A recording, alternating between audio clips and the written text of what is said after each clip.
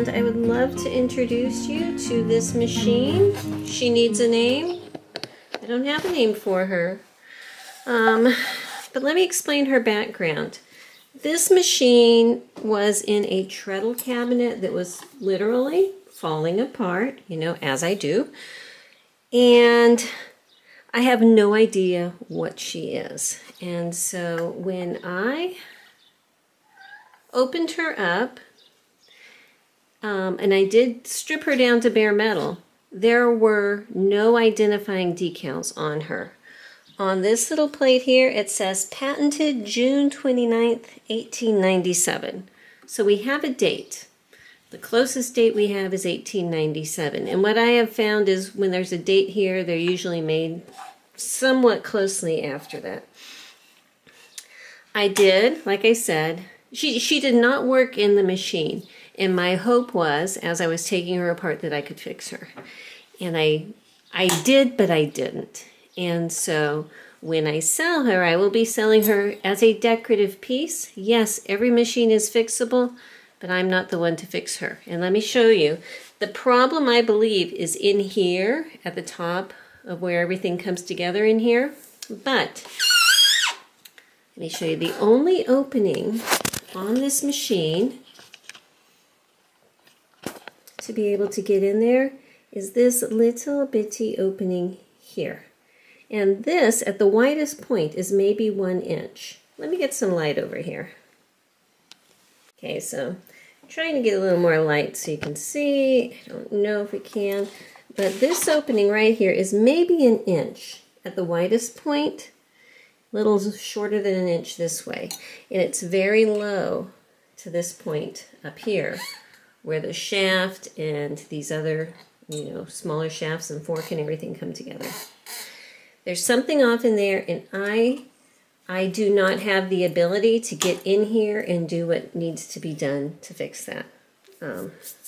So at this point, she does turn.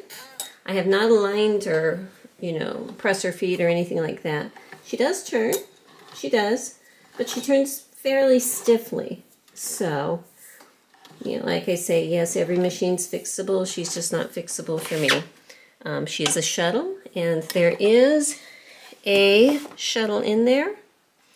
She comes in a very basic, extremely basic oak box that we made just to fit her. But she is a treadle only machine because there is no place to screw in a hand crank back here. Okay.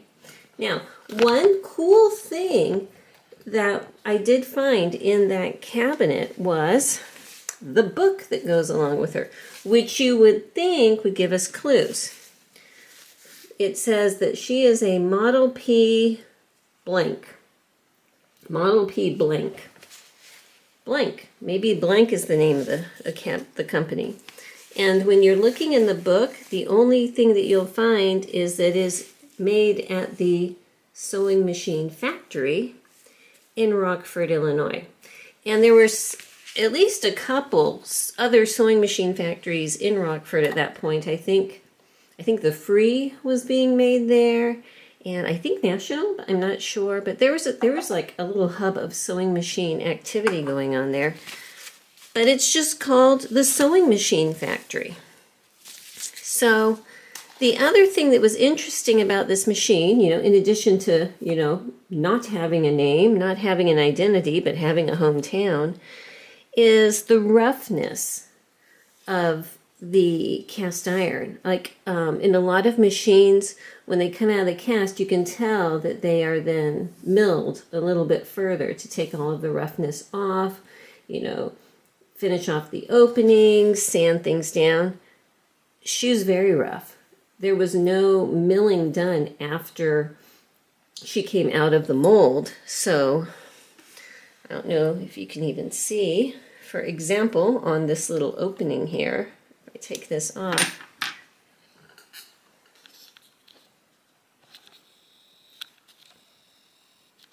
see if I can get you in closer here with my zoom. It's just very rough. It's extremely rough coming around here, okay? So like I say, she needs a home.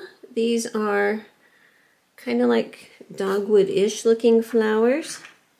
So I will come up with a sweet little name for her, but she would be lovely for decoration, you know. When she was full of like mud dauber kind of things had made nests inside of her. So when I was cleaning her out, I was literally having to scrape out the cavity of her and everything, cleaning out the mud and everything. But she is, here, let me see if I can lift her up and show you the bottom here. Oh, this box is very tight.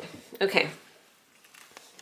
So you can see here, if I set her down carefully, I did clean and reposition everything in the bottom. It is a shuttle. The shuttle is there, and there is a bobbin in it that goes along with her. You know, she's just a little stiff. And maybe there's someone out there who just likes to tinker and has a multi-jointed tiny little screwdriver that wants to try to get up in there and make things work. So anyhow, I just wanted to introduce you to her.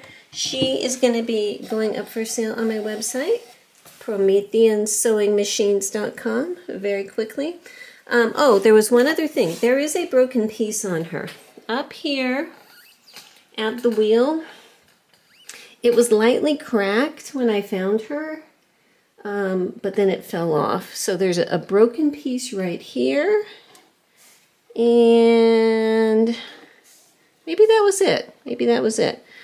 But like you can see, it's churning. It is churning. Everything is moving. It's just fairly stiff. And I gotten to the point where I had done all I can. Now the bobbin winder, it is, you know, back together. All the springs are good and everything. And if she was set on a treadle machine, that belt would come through here, and you would be able to let this little pulley fall against that treadle belt, and that is what would turn the bobbin winder, okay? So that's how this would work here. This little knob is the stitch length. It adjusts the stitch length. You unscrew it a bit and move it back and forth. It's kind of an awkward place right underneath this bobbin winder, but you know, you do what you need to do. So yeah, that is her. Yeah, that is her. I hope you enjoyed it. Thank you for watching.